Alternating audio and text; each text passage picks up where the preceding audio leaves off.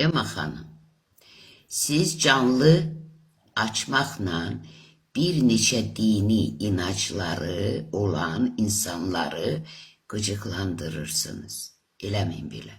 Sən İslam əhlisən, eləmi? Nə deyir Quran? Əlbəttə Allahın yanında məqbul olan yeganə din İslamdır.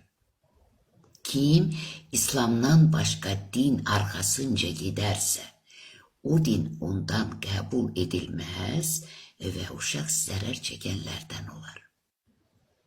Bunu bilirsənsə, hansı inançlardan danışırsın?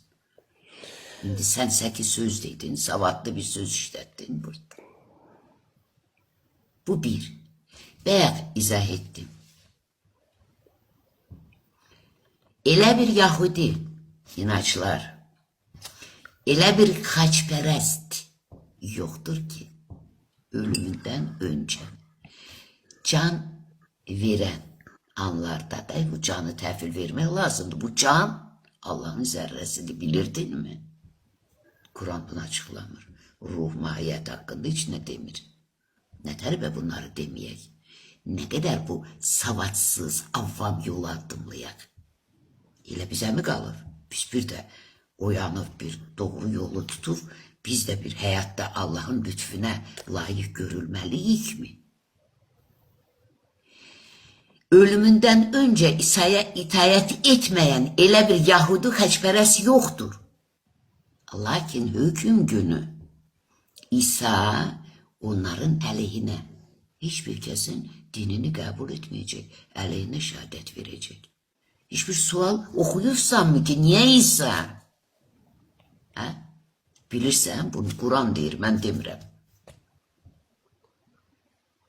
Niye savadsız yuyulmamış çömçə kimi ortaya girirsiniz? Ha? Güya ki siz nəsə bilirsiniz, elə mi? Sizi yaradana şükür, bura yönəldənə şükür, hörmətli olasınız. Nətərə Allah'ı unutma. Bir Allah'ın kitabındaki hikmətləri də bir nəzər salındana.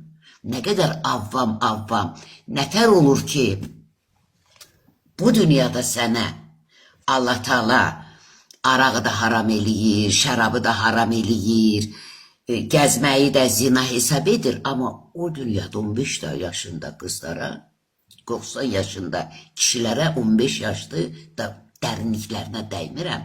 Etikam var, kadına kübarlığım var. Orada yazıları dilimə gətirə bilmirəm. Vəd edir. 15 yaşlı qızlar. Sən bunlara mı uyursunuz o dünyada? Allah'ı unutma. Nə? Orada deyir, meyvələr, o sümüklər qalıb qəbirdən içində. O sümüklər o meyvələri nətər yiyəcək? Bir düşünürsünüz mü? Ruhun mahiyyəti haqqında Kur'an heç nə açıqlamır. Sizə cüzi bilgi verdik. Elimdən də, ruhdan da. Cüzi bilgi. Biz bunu bilməliyik, əlifbanı öyrənməliyik ki, sən hərfini öyrənməlisən, əlifbanı ki, Kur'an'ı dərk edəsən. Niye böyle savadsız ortaya düşürsünüz? Niye utan məsləhətinə şükür, sizi bura yönəldənə şükür. Rəbbimdən özür istəyirəm. Xoş gəlibsən, hörmətli olasın. De get.